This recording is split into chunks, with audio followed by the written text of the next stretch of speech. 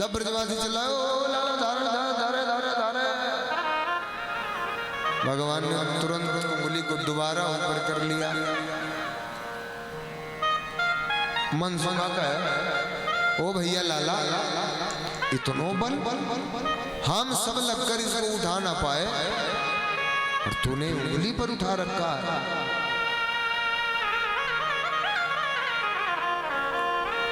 नारायण कहते हैं कि ये बल मेरा अपना नहीं है। कछु माखन को बल बढ़ो कछु गोपियन करी सहाय। जो चुरा चुरा कर माखन खाया है उस माखन का थोड़ा बल है। कछु गोपियन करी सहाय। कुछ तुम लोग लाठी लगा कर रखे हो और मेन शक्ति पता है कहां से मिल रही है? श्री राधे जी की कृपा से मैंने गोवर्धन लियो उठा।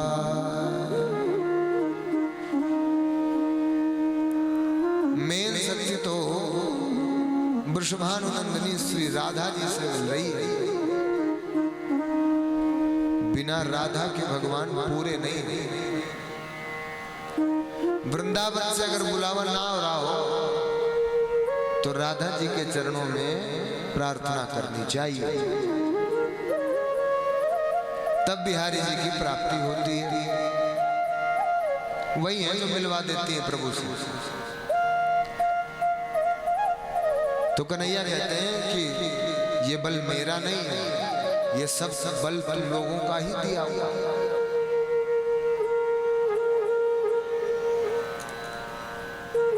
इंद्र ने जब ये देखा कि मेरे अभिमान के कारण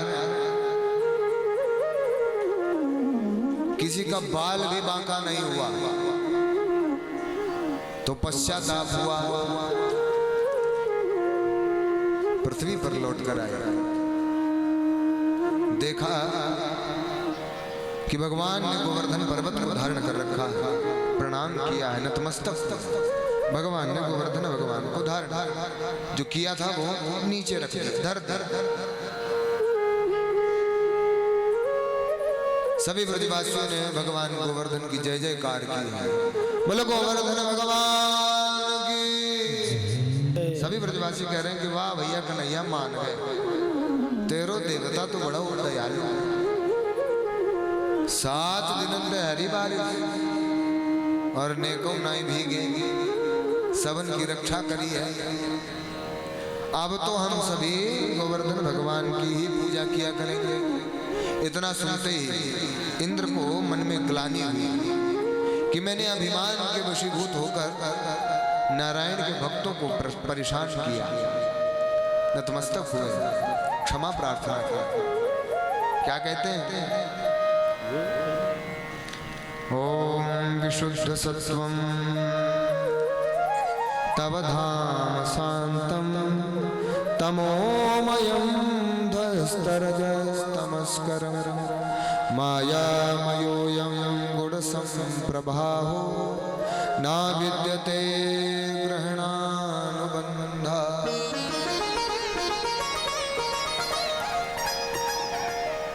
हे सत्वगुण से परिपूर्ण नारायण, मुझसे अज्ञानतावश गलती हो गई, मेरे अपराध को क्षमा करो।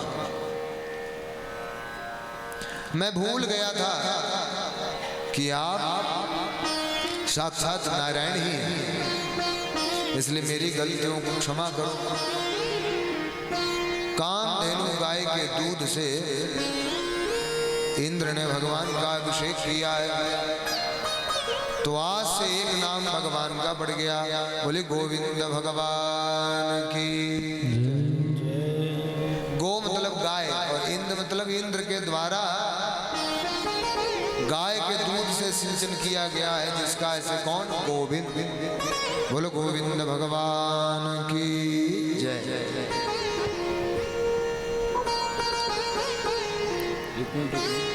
क्षमा याचना की है भगवान ने।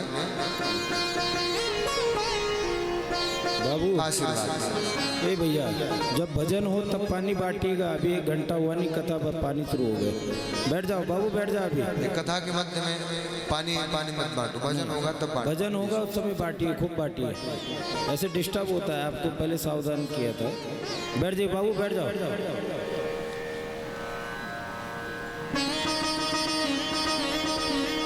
गोवर्धन भगवान ने कृपा की है, इंद्र को क्षमा किया है भगवान ने। सुखदेव जी कहते हैं परीक्षित आगे की कथा सुनो। एक दिन की बात है कि नंद बाबा ने एकादशी का व्रत रखा। कौन कौन रखता है एकादशी का व्रत? हाथ उठाओ।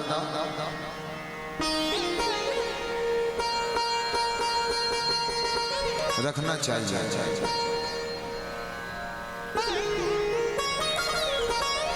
कहते हैं कि एकादशी के दिन अन्न में पाप निवास करता है, इसलिए अन्न को नहीं खाना चाहिए।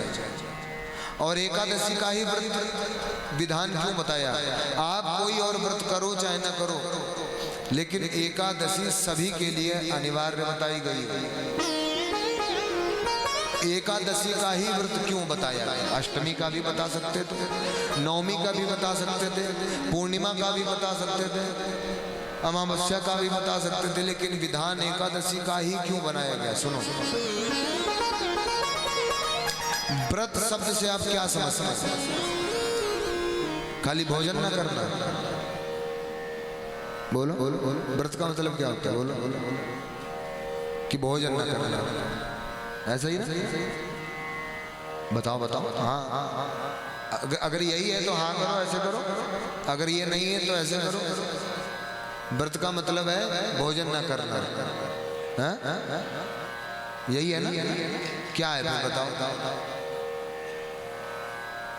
क्या है व्रत का मतलब? भोजन ना करना। व्रत का मतलब होता है संकल्प। क्या मतलब होता है व्रत का मतलब?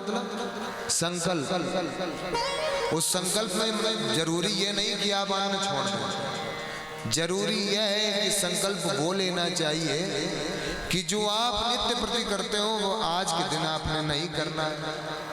और संकल्प लेना है कि आज का पूरा दिन मैं भगवान को समर्पित करता हूँ या करती हूँ, उसको कहते हैं व्रत। और एकादशी का जो लोग व्रत करते हैं, कितने प्रकार का व्यंजन खाते हैं बताओ? आजकल तो कूटू की पूड़ी, पकौड़ी, हलवा और सूखी सब्जी अलग, रसीली अलग, रायता अलग, मिठाई अलग। अगर देखा जाए तो एकादशी का व्रत अगर देख लो थाली में लगा हुआ भोजन व्रत वाला, और नाम क्या दिया जाता है? फलाहार। फलाहार है कि फुलाहार है? बताओ। फुलाहार। व्रत का मतलब अन्न खाना नहीं, व्रत का मतलब होता है संकल्प करना, अपने मन को एक संकल्प देना, उसका नाम होता है व्रत। इसलिए एकादशी को सभी को व्रत करना चाहिए। एकादशी को ही विधान क्यों? ये सुनो, 5 कर्मेंद्रिय, 5 ज्ञानेंद्रिय, कितने हो गए? और एक मन, कितने हो गए? 11। मानो तिथि ये बताती है कि ये 11 की 11 चीजें भगवान को समर्पित करो। इसलिए एकादशी का विधान 11 चीजें ही हमारे अंदर, है ना? तो इन 11 चीजों को गुरुदेव कहते थे कि एकादशी वाले दिन इन 11 चीजों को भगवान को समर्पित करना चाहिए। इसीलिए एकादशी का है। एकादशी का मतलब होता है 11। 11 बोलते हैं ना, 11 उसी को बोलते हैं एकादशी। तो 11 चीजें भगवान को समर्पित कर दो, उसका नाम होता है व्रत। इसलिए सभी को एकादशी रहना चाहिए। मैं तो ये कह रहा हूं कि सभी के माथे पर तिलक, सभी से निवेदन करूंगा इस व्यासपीठ से, जो लोग भी भगवान को मानते हो वो गले में रुद्राक्ष की माला, या हो सके तो तुलसी की माला, नहीं हो सके तो बैजंती की माला, कोई ना कोई एक माला धारण करके जरूर रहे। वैसे तुलसी की तो आवश्यक है, करनी ही चाहिए। अगर आप भगवान शिव के भक्त हैं तो रुद्राक्ष की माला पहन सकते हैं। माला पहननी चाहिए और माथे पर तिलक लगाना चाहिए। चंदन लगाने से लक्ष्मी की प्राप्ति होती है। माथे पर चंदन लगाने से लक्ष्मी की प्राप्ति होती है। अब तो बड़ी जल्दी समझ में आएगा, है ना? अब तो सारे लगाएंगे, लगाना भी चाहिए, सुंदर लगता है स्वरूप। और गले में माला भी होनी चाहिए।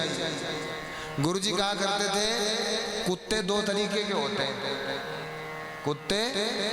कुत्ते जो होते हैं दो तरीके के होते हैं। एक वो जो गलियों में घूमते रहते हैं, एक वो होते हैं जो पालतू होते हैं। इनमें अंतर क्या होता है? केवल एक पट्टे का गले में होता है ना।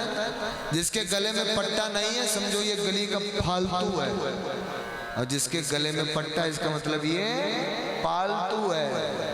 दो तरीके के कुत्ते होते हैं, एक पालतू एक फालतू। फालतू वो होते हैं जो गलियों में घूमते हैं, पालतू वो होते हैं जो किसी के पाले हुए होते हैं। तो गले में ये पट्टा ही है हमारे, ये जो होता है ये गले में पट्टा होता है ना? इससे ये पता चलता है कि हम भगवान के पाले हुए पालतू हैं, फालतू नहीं है ना? तो आप फालतू बनना है कि पालतू बनना है ये आप पर निर्भर करता है। इसलिए सभी से हाथ जोड़कर विनती है कि एकादशी का व्रत रखा करें, माथे पर रोज तिलक लगाएं और गले में कंठी माला पहने, तुलसी की माला पहने, रुद्राक्ष की माला पहने। इससे होता क्या है? अंतिम समय पर तुलसी का महत्व बताते हैं कि अंतिम समय पर मुख से राम नाम आ जाए, ये बड़ी विडंबना है, हो नहीं सकता, आश्चर्य की बात है। अभ्यास जिसका होगा, जिसके 24 घंटे दिमाग में भगवान का नाम ही चलता रहता होगा, वही भगवान का नाम अंतिम समय पर ले सकता है। और जिसके मुख से अगर राम का नाम, प्रभु का नाम, हरि का नाम निकल ना पाए और गले में अगर तुलसी की माला, रुद्राक्ष की माला है तो उसकी मुक्ति होगी, ये निश्चित है। इसलिए गले में तुलसी की माला, रुद्राक्ष की माला को धारण करना चाहिए। सोने की चैन तो तुरंत घसीट ली जाएगी, तुलसी की माला कोई निकालता है? बताओ। मर जाओ, सामने धरे हो, परिवार के लोग सबसे पहले सोने की अंगूठी निकालते हैं कि नहीं? गले की चैन, और बसीयत में कहीं अंगूठा चाहिए तो अंगूठा भी लगवा लिया जाता हमारे से। सब कुछ छीन ले जाएंगे, लेकिन अगर कंठी पड़ी होगी तो उसे कोई नहीं छुएगा, क्योंकि वो किसी के काम की नहीं है ना। साथ में इससे सिद्ध होता है कि साथ में केवल नाम जाता है, प्रभु जाते हैं और कोई नहीं। तो नंद बाबा ने एकादशी का व्रत रखा, और एकादशी व्रत का एक विधान है कि द्वादशी लगते ही उसका पारायण कर देना चाहिए।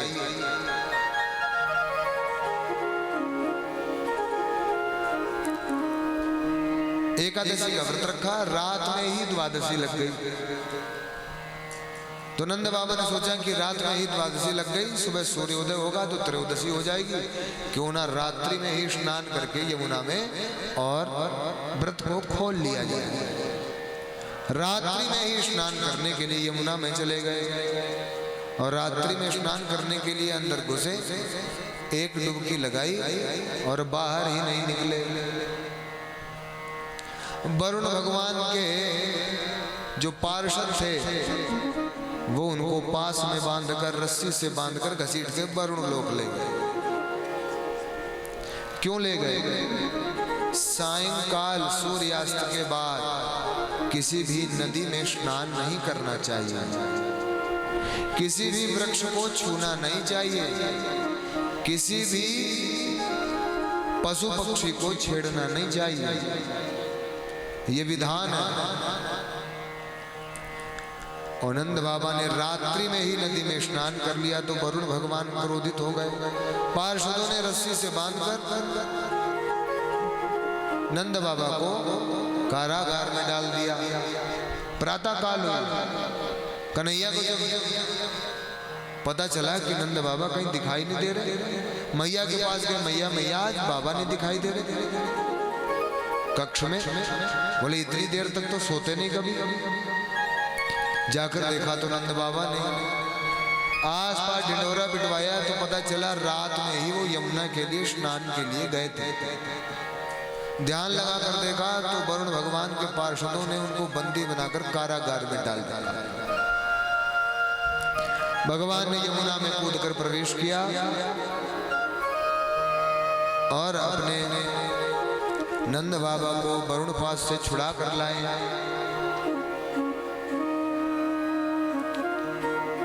आगे की कथा कहते हैं। अब यहां से आगे की कथा रास कथा है। ये कथा आत्मा और परमात्मा के मिलन की कथा है। तो आइए प्रेम पूर्वक इस कथा में प्रवेश करते हैं। बोले भक्त वत्सल भगवान की।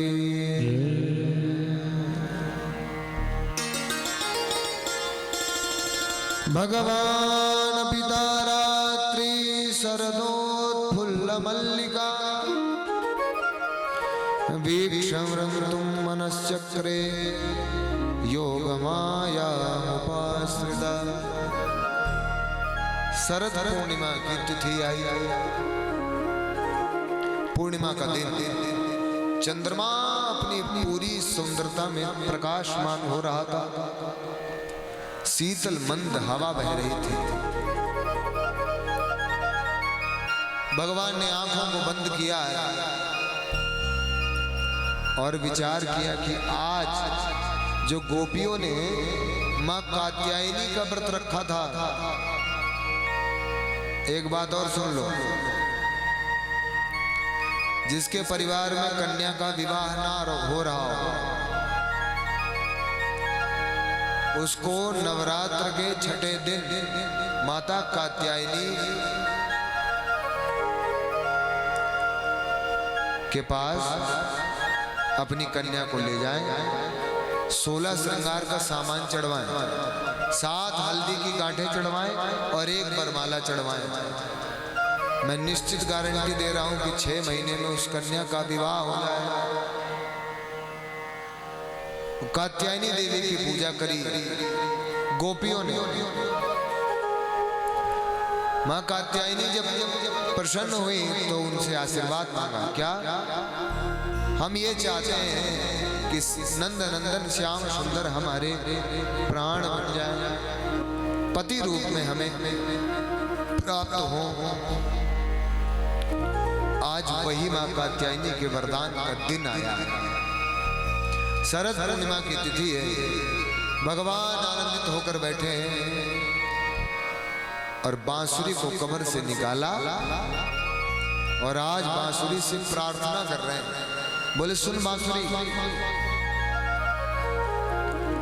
आज तक मैंने तुझसे कुछ मांगा नहीं, एक काम करेगी?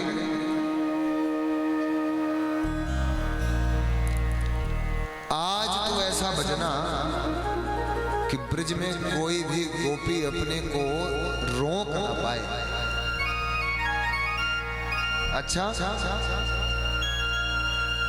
तो बंसी से प्रार्थना की है।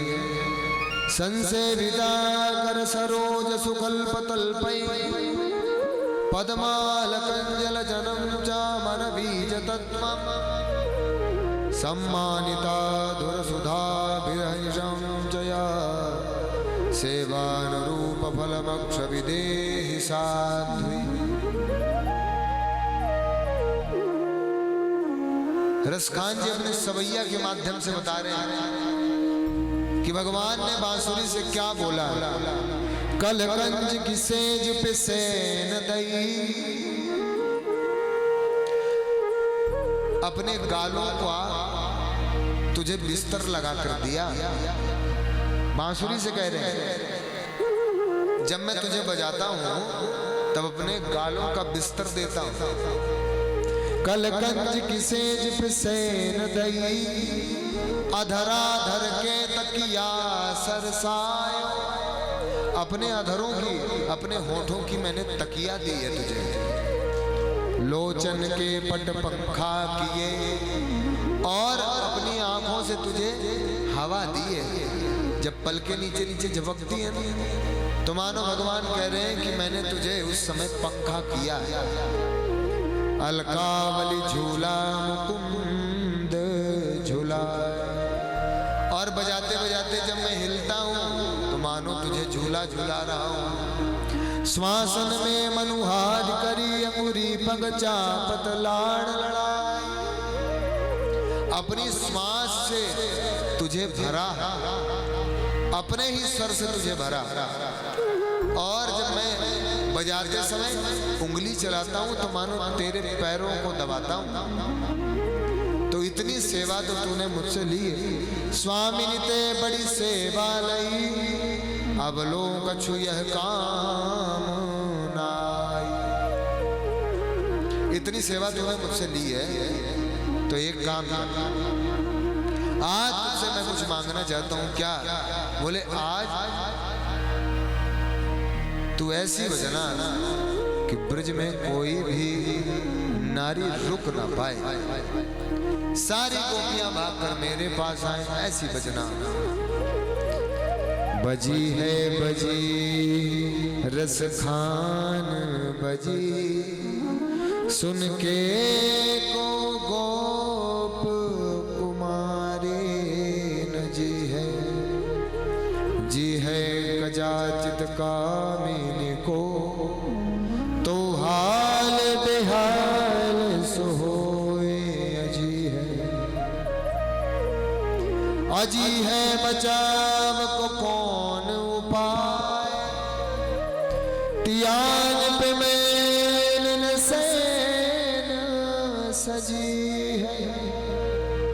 सजी है तो मेरो कहाँ बस है, सुनो बैर बांस फेर बजी है। गोपियों की दशा हुई क्या?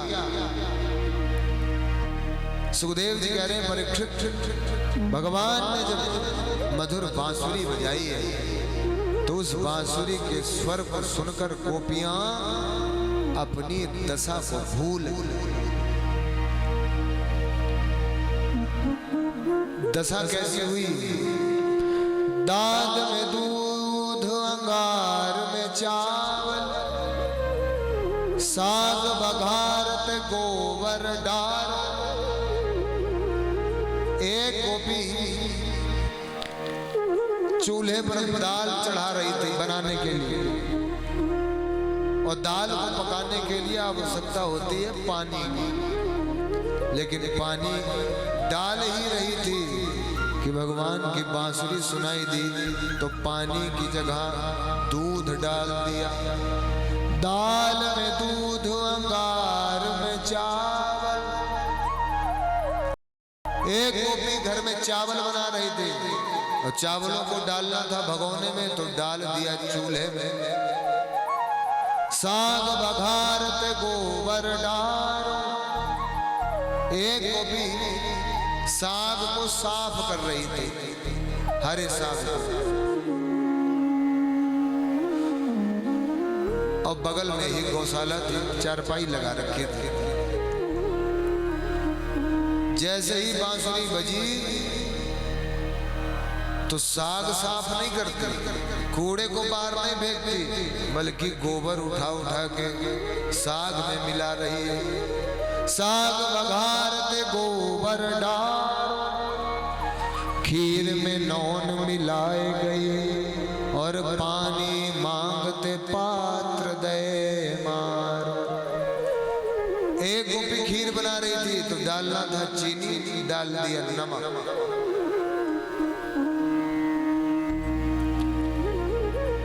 सुखदेव जी कहते हैं परीक्षित इतना ही नहीं, एक तो गोपी लिम्पंत्या लीपा पोती, लीपा पोती कर रही थी। कौन सी लीपा पोती? जिसको आज के टाइम पर ब्यूटी पार्लर बोला जाता है। तो सुखदेव जी ने भागवत में उसको लिम्पंत्या लीपा पोती बोला है। कर क्या रही थी? बोले लिपस्टिक लगा रही थी, कजरा लगा रही थी। सो लिपस्टिक लगानी थी, होठों पर लगा ली, माथे पर काजल लगाना था आंखों में, सो होठों पर लगा लिया। समझ में ही नहीं आता कि हो क्या रहा। एक गोपी तो फेयर लवली लगा रही थी, बट टिपे रख पाई थी। मैं जैसे ऐसे नहीं, लगाने से पहले ऐसे ऐसे लगा लिया, मिलाना भूल गई, खाली टिपुली लगा पाई थी। और इतनी देर में बांसुरी बज गई तो मिलाना ही भूल गई। एक तो 16 श्रृंगार कर रही थी, तो नीचे के वस्त्र ऊपर और ऊपर के वस्त्र नीचे पहन लिए। ऐसी दशा हुई। परिवारजनों ने रोकना भी चाहा। भाई रात्रि का समय, विधान तो ये कहता है कि स्त्री को सूर्यास्त के बाद दहलीज को, घर की दहलीज को लांघना नहीं चाहिए। और आजकल मुझे तो ये लगता है कि दिन कम लगता है, रात दिन ज्यादा लगती है। समझ में आया क्या कहना चाह रहा हूं?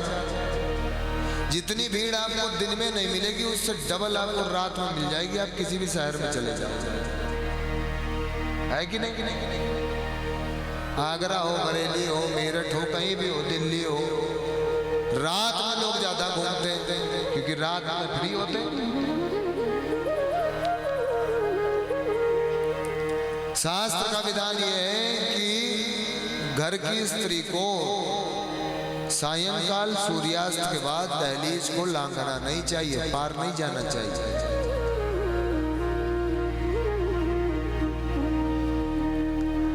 कई लोगों ने रोकना चाहा, यहां तक कि सुखदेव जी कहते हैं परीक्षित, एक के तो पति ने हाथ पकड़ के घसीटा और जाकर कमरे में बंद कर दिया।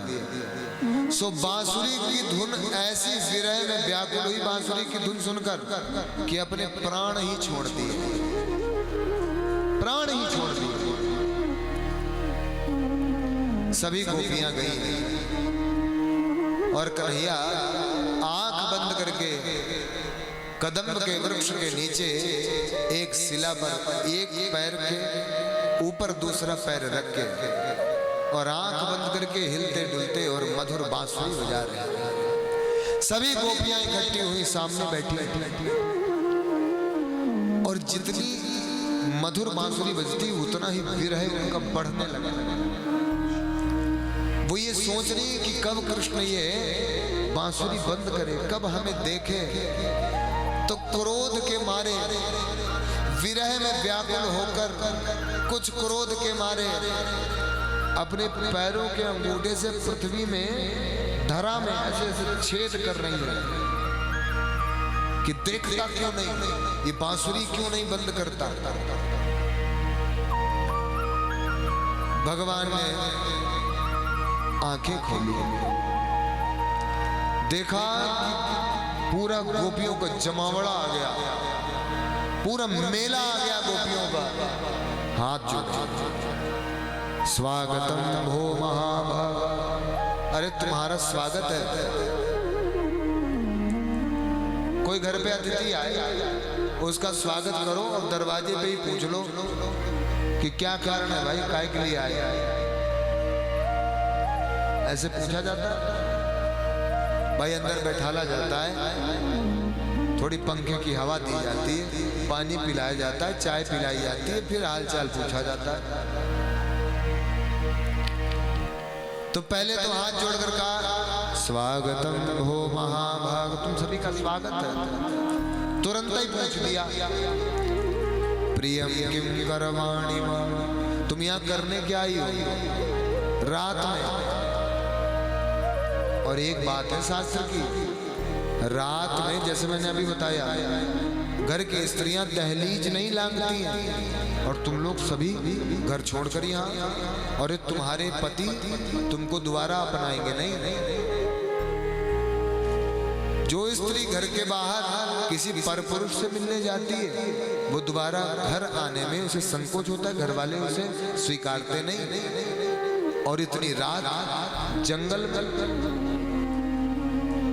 और वो भी परपुरुष मेरे सामने आकर बैठी,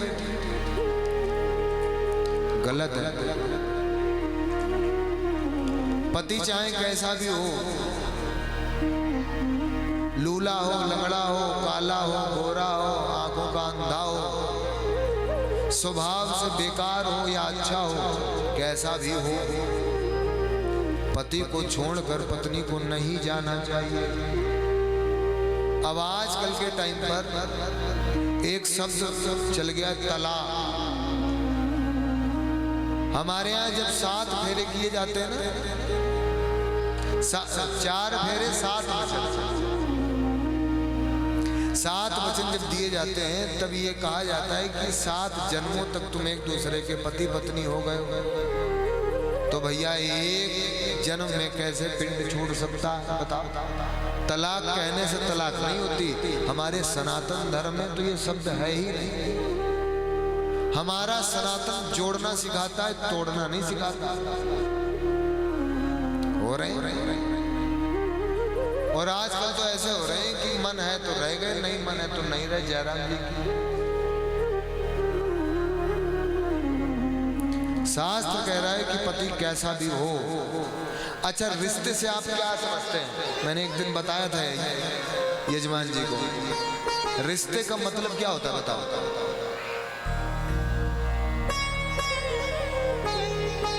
रिश्ते का क्या अर्थ समझते हैं आप लोग? आप लोग अभी थोड़ा सा कच्चे हैं कोर्स में। 1-2 भागवत और कराओ, पक्का करा दूंगा। बोलो जय श्री राम।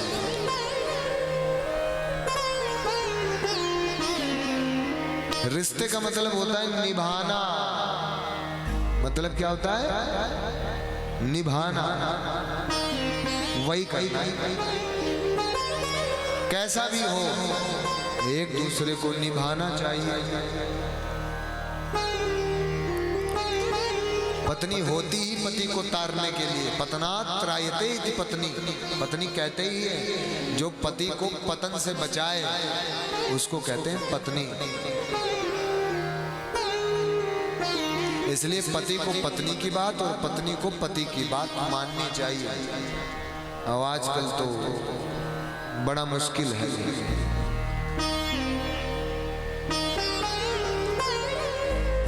बड़ा ज्ञान दिया पति के ऊपर भगवान कि ऐसा नहीं, कि वैसा नहीं, कि वैसा नहीं, कि वैसा नहीं। गोपियों ने कहा कि एक बात सुनो, इतनी बातें तुमने, इतने उपदेश कर लिए, बांसुरी बजाकर उपदेश देने के लिए बुलाया था क्या? और उपदेश दे ही दिया है तो चलो एक प्रश्न करते हैं।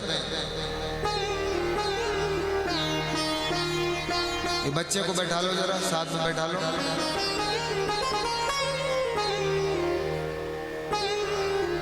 गोपियों ने कहा कि कन्हैया एक प्रश्न करते हैं तुमसे। हाँ, बच्चे अगर खेलना चाहते हैं तो उनको बाहर भेज दो, बाहर खेले को।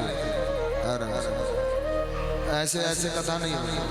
गोविंद जय जय गोपाल जय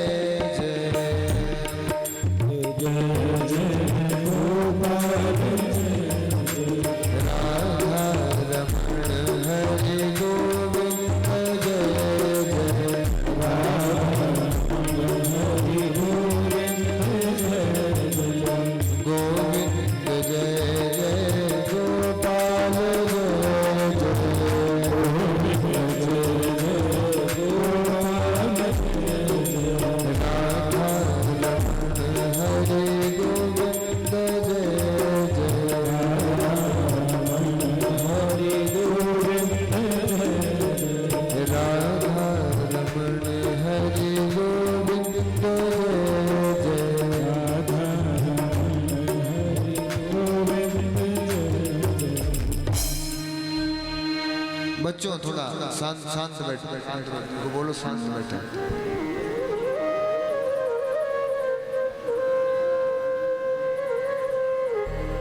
हाँ, ये किसके बच्चे हैं? अगर जरूरत ना हो तो हम लोगों के पास रख दो।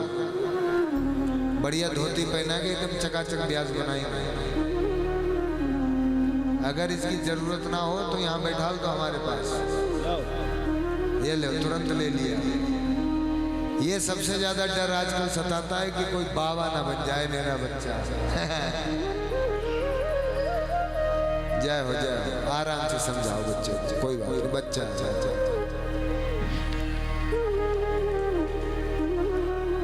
बड़े उपदेश दिए नारायण ने। कृष्ण ने कहा कि ऐसा होता है, वैसा होता है, ये होता है, वो होता है। गोपियों ने कहा कि एक बात बताओ, ये उपदेश देने के लिए तुमने बांसुरी बजाई, तुमने यहाँ इसीलिए बुलाया था? और अगर तुम इतनी बातें कर ही रहे हो तो एक प्रश्न का उत्तर दे दो, और आप भी उस प्रश्न का उत्तर देना।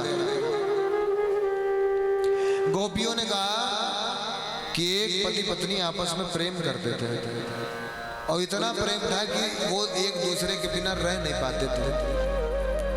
एक दिन की बात है, किसी काम से काम धंधा करता था, किसी काम से उसको परदेश जाना पड़ा। तो उन्होंने कहा कि मैं तुम्हारे बिना कैसे रहूं? बोले एक काम करो। बोले क्या? मेरी एक फोटो ले लो। तुम्हें जब भी मेरी याद आए, जब भी तुम्हारा मन विचलित हो, परेशान हो, दुखी हो, या मुझसे कुछ बात करनी हो, तो इस फोटो से कर लेना। मान लेना कि मैं ही बैठा हूं, तो अपनी फोटो दे दी। 8-10 महीने हो गए बाहर गए, और वो रोज भोजन करती तो फोटो के सामने ले जाती, पहले उसको कराती फिर करती। कुछ बात करनी होती, परेशान होती तो फोटो के पास बैठ जाती, बात कर लेती और चली आती। रोना धोना कुछ कहना होता तो उसी के पास बैठती, रो लेती और खुश हो लेती और चली जाती। एक दिन की बात है कि वो उसी फोटो को देखकर भोजन करा रही थी। फोटो इतनी ही देर में असली पति दरवाजे पर आ गया। कुंडी खटखटाई, सुनती हो? मैं आ गया हूं। अब बताओ कि वो जो बैठी हुई स्त्री फोटो को जो भोजन करा रही है, उसको फोटो को भोजन कराना चाहिए कि असली पति के लिए दरवाजा खोलना चाहिए? बोलो।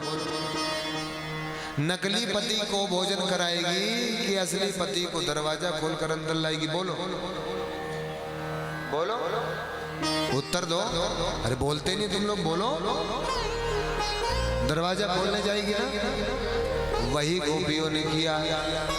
बोले जो जो हमारे पति है ना, वो सब नकली फोटो है, असली पति तो आप ही है हमारे। जब आप सामने आ गए तो नकली फोटो वालों का हम क्या करेंगे? इसलिए हम सबको छोड़कर आए। घर तजो, बर तजो, नटवर नागर तजो, सब कुछ तज दिया, लेकिन अब तेरे पास आए हैं।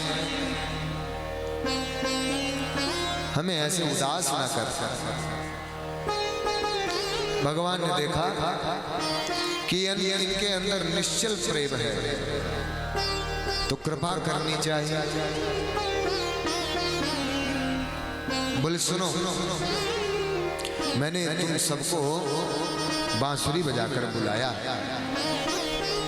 तुम लोगों ने मां कात्यायनी का व्रत रखा था, उसी का ही आज फल तुम सभी को प्राप्त होने वाला है।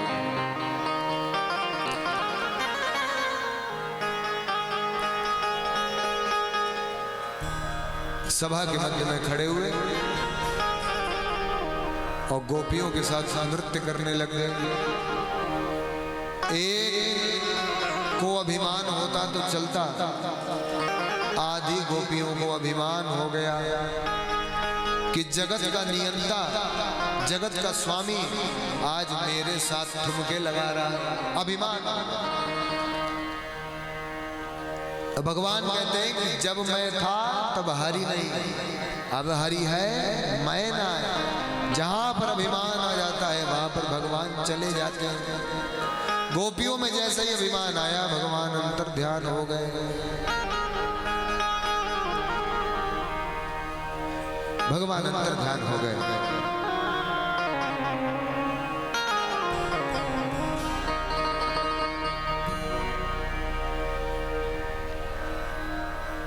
प्रभु अंतर ध्यान हो गए। गोपियां परेशान, सब एक दूसरे को देख रही हैं। कन्हैया को देखा, अरे अभी तो नाच रहा था हमारे साथ, न जाने कहां चला गया। मन व्यथित होने लग गया कि अभी तो आनंद आया ही था कि परमानंद चला गया। विरह में व्याकुल हो गए। जिस प्रकार सीता जी के हरण होने के बाद राम जी ने वृक्षों से, लताओं से, नदियों से, पशु पक्षियों से सबसे पूछा कि तुमने सीता देखी क्या? ऐसे ही आज गोपियां ऐसी विरह में कातुर हुई, ऐसी तड़पी है कि उन्हें अब कोई भान नहीं। कन्हैया से मिलन की इतनी उत्सुकता कि अब और कुछ नहीं दिखाई देता, अंधेरे में ही चल पड़ी।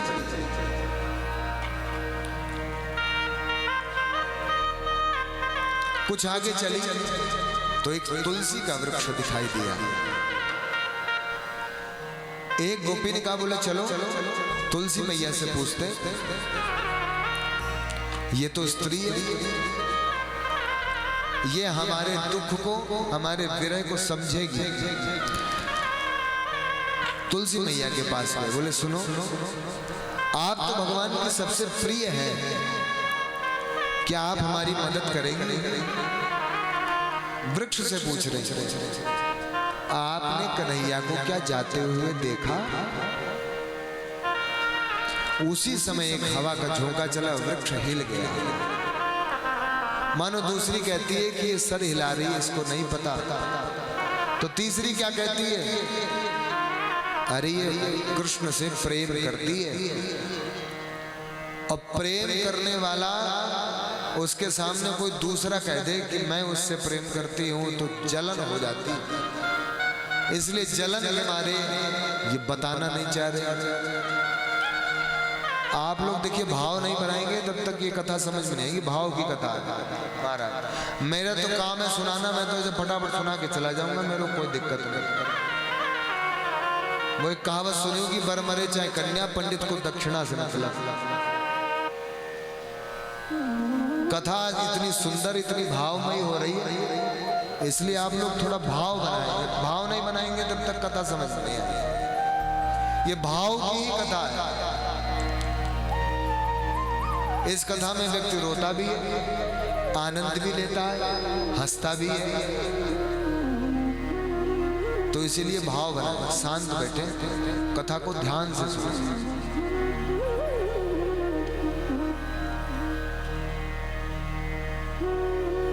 थोड़ा आगे चली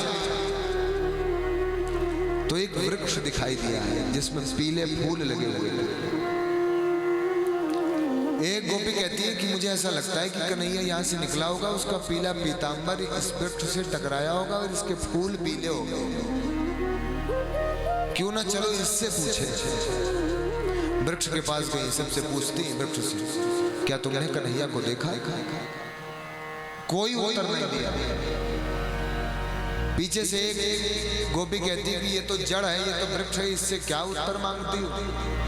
और अभी थोड़ी देर पहले हम तुलसी से पूछ कर आए और हम तो ये सोच रहे थे कि ये स्त्री है, हमारे भाव को समझेगी, और ये तो वृक्ष पुरुष है, ये तो उसी की साइड लेगा, ये तो बिल्कुल नहीं बताएगा। थोड़ा आगे चली तो एक गोपी को मूर्छा आ गई। सभी दौड़ी हैं, सभी ने पानी डाला, उठो, उठाया, जैसे ही उठी भावुक हो गई, रोने लगी। क्या हुआ, ऐसे क्यों रोती होती? कोई बात नहीं, हम कन्हैया को ढूंढ लेंगे, चलो।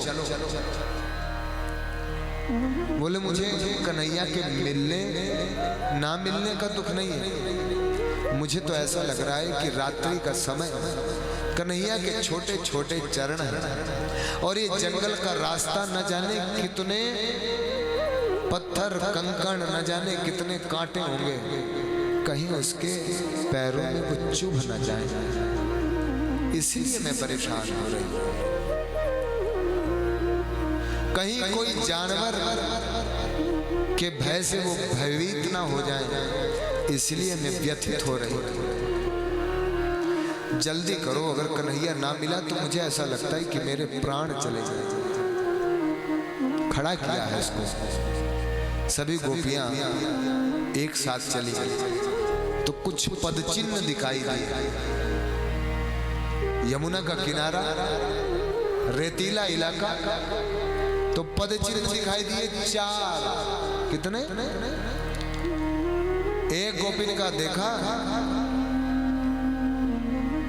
सब यही कहते थे कि कन्हैया छलिया है, छलिया है, कभी किसी से प्रेम नहीं करता। और देखो हम लोगों को बांसुरी बजाकर हम लोगों को बुला दिया और हमसे कह रहा था कि प्रेम करते हैं तुमसे, और हम लोगों को बीच में छोड़कर किसी के साथ गया है। इसका मतलब इसको हमसे प्रेम नहीं, किसी और से प्रेम था। और साथ में किसको लेकर गए? श्री राधा जी, क्योंकि राधा तो भक्ति थी, उनके अंदर अभिमान नहीं आया। सब गोपियों के अंदर अभिमान है, सबको छोड़ करके राधा को साथ लेकर गए। थोड़ी दूर तक चले तो श्री राधा जी ने कहा कि भैया ना पा रहे हम, चले तुम शक्या, मैं चलने में असमर्थ हूं, अब मेरे से चला नहीं जा रहा। तो कन्हैया ने कहा आप क्या करें? बोले मैं काम करता हूँ, नीचे झुकता हूँ, तुम मेरे कंधे पर बैठ जाओ, मैं तुम्हें कंधे पर लेकर चलता हूँ। थोड़ी देर दूर आगे गोपियां चली तो देखा कि पदचिन्ह 4 की जगह 2 हो गए। बोलो हो, मुझे लगता है कि जो गोपी को साथ में लेकर गए कन्हैया उसको गोद में लेकर जा रहे हैं। इतना प्रेम! अरे हमसे क्या दुख था, हमसे क्या परेशानी थी? अगर परेशानी थी तो हमें बुलाया क्यों? इसका मतलब ये इसी रास्ते पर गया। थोड़ा चलकर देखते, चलकर देखा तो क्या देखा कि आगे ही रास्ते में श्री राधा जी मूर्छित पड़ी। उठाया, राधे क्या हुआ? तुम लोगों के मंदिर से कन्हैया मुझे लेकर यहां आया था, लेकिन जिस कारण से वो तुमको छोड़कर आया वही कारण मैं भी बन गई। मुझे भी अभिमान आ गया। मैंने सोचा कि जगत का नियंता करता धरता आज उसी के कंधे पर चढ़कर मैं सवारी ले रही हूं। बस इतना ही अभिमान आया कि कन्हैया मुझे भी छोड़कर चला। अब तो क्या था, सभी ने आर्त स्वर में कन्हैया को पुकारा। भागवत में इसको गोपी गीत कहते हैं। ये गोपी विरह की कथा हमें ये सिखाती है कि व्यक्ति के अंदर गोपी का भाव होना चाहिए। गोपी का भाव मतलब गो मतलब इंद्रिय, पी मतलब पीती है, जिसकी इंद्रिय नित्य निरंतर कृष्ण का ही रस पीती है, वही गोपी है। उसी को गोपी कहा जाता है। गोपी कोई स्त्री नहीं है। आप सुनोगे शास्त्र में कि जितनी ये गोपियां हैं ना, ये सब वेद की ही ऋचाएं हैं। ये ऋषि महर्षि हैं, देव गंधर्व भी हैं, जो गोपी बनकर इस धराधाम पर आए, भगवान की लीला में सहयोग करते हैं। और इतना प्रेम कि अब कृष्ण के विरह में रुका नहीं जा रहा।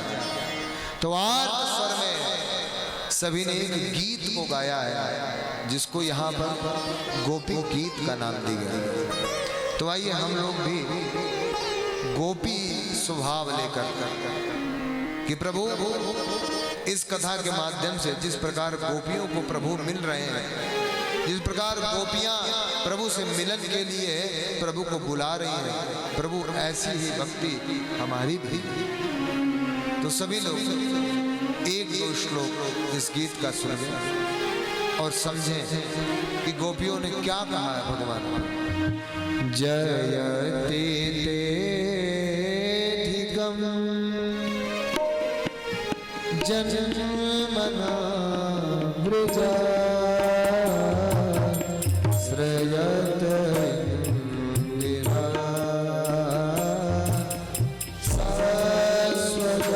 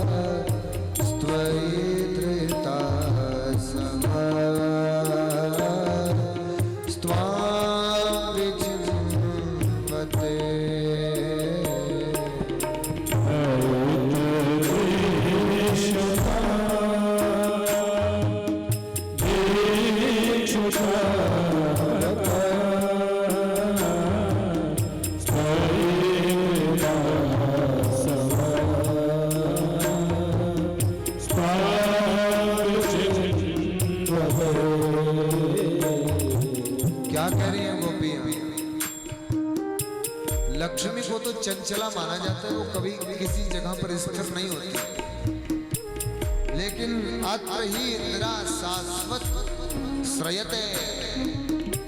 यहाँ पर लक्ष्मी जिस दिन से कन्हैया का ब्रज में जन्म हुआ उस दिन से लक्ष्मी जो कहीं ठहरती नहीं, मानो गली गली में फैली पड़ी हो। और क्या कहती है कि इस ब्रज की शोभा कन्हैया तेरे से ही है। इस ब्रज को जानता ही कौन था? जब से तू पैदा हुआ, जब से तू इस ब्रज में आया है, तब से हमारी भी जय जयकार होने लग गई है। अरे तेरे अलावा हमारा है ही कौन? अगर तू हमसे झूठा प्रेम कर रहा है तो गलत है, हम जीवित नहीं रह पाएंगे।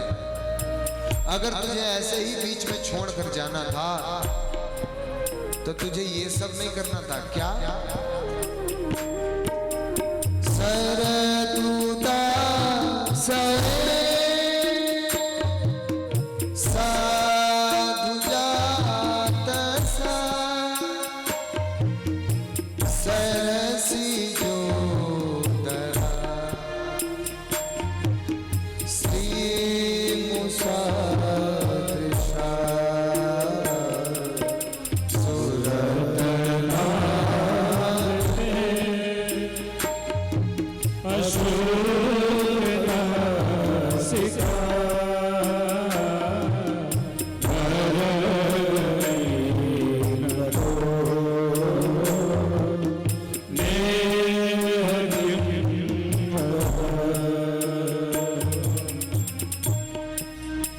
गोपियां कह रही हैं अगर ऐसे ही छोड़कर हमें मारना था, विरह में मारना था, तो जब इंद्र ने वर्षा की थी तो उसी समय मर जाने देते, उस समय क्यों बचाया? विष जला पिया कालिया नाग के विष से यमुना को मुक्त क्यों किया? हम सबको यमुना का पानी पीकर मर जाने देते। एक बार वन में आग लग गई थी, उस दावानल से भी तूने हमारी रक्षा की। अगर ऐसे ही मारना था तो उसी समय मर जाने देते, रक्षा क्यों की? ऐसे विरह में कातर होकर नेत्रों से झरझर आंसू बह रहे हैं। एक गोपी ने कहा, सुनो, यह विरह ऐसे कम नहीं होगा। बोले तो? बोले कन्हैया को अगर अपने सामने देखना चाहता तो अभिनय करना प्रारंभ करो। ऐसे कृष्ण के विरह में पागल हो गई कि एक गोपी कन्हैया बनती, 4 गोपियां खड़ी होती, माखन चोरी लीला चल रही। 4 गोपी खड़ी होती, एक गोपी कृष्ण बन जाती, वस्त्र चोरी की लीला चल रही। सब ऐसे कृष्ण में मगन है कि कुछ और नजर नहीं आ रहा है। तो गोपियां मानो ये बताना चाह रही हैं कि व्यक्ति का दुख तभी शांत होगा जब वो भगवान की लीलाओं को करेगा, लीलाओं को सुनेगा। तब कथा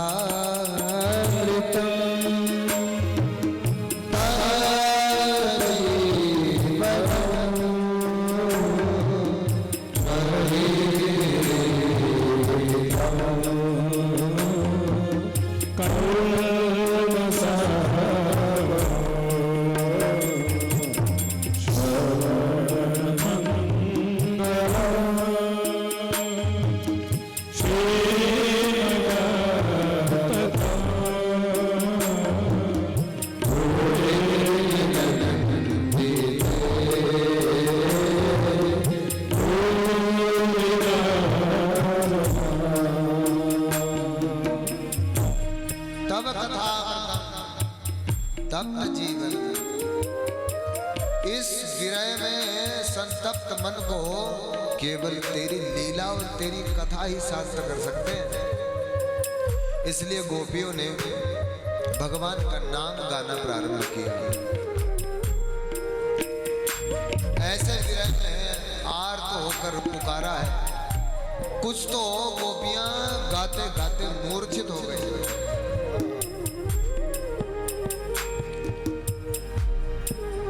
कुछ गोपियां मूर्छित हो गई। भगवान ने देखा है कि अब गोपियों की दशा जो है ज्यादा खराब हो गई। अब इनका समर्पण मेरे प्रति ज्यादा हो गया। भगवान ने अभिमान को हटाने के लिए अपने को अंतर ध्यान किया। जब गोपियों के मन से अभिमान हटा और समर्पण आया तो भगवान ने अपनी कृपा कर दी। उसी समय नारायण प्रकट हो गए। बोले भक्त वत्सल भगवान की। भगवान प्रकट हुए। गोपियों ने देखा, बोले चोर कन्हैया, छोटे में तो बड़ा शैतान था, लेकिन बड़ा होकर भी हमको ऐसे परेशान करेगा हमें पता नहीं था। देख, हमें तेरे से कोई शिकायत नहीं, लेकिन अगर तुझे हमसे प्रेम नहीं करना तो बता दे, लेकिन ऐसे मत करे। भगवान ने सभी को आशीर्वाद दिया है और कहा है कि सभी लोग अपना अपना ग्रुप बना लो, मंडली बना लो। आप सभी को रास का आनंद दिलाएंगे। तो कौन कौन रास में भगवान के साथ नृत्य करना चाहता है? मैंने तो यहाँ से सुना था पंडित जी के मुख से कि डांडिया का प्रोग्राम। कहाँ है डांडिया? दिखाओ, डंडिया तो दिखाओ। पंडित जी लाए, फैक्ट्री बंद हो गई। पंडित जी तो वो लाए हैं डंडा, गाय भगाने वाला, तोड़ तोड़ के डांडिया बना। ये दे दो पैड वाले भैया। तो जो भी गोपी भाव से भगवान के इस रास में शामिल होना चाहते हैं वो सभी लोग खड़े होकर नृत्य करेंगे। बोले भक्त वत्सल भगवान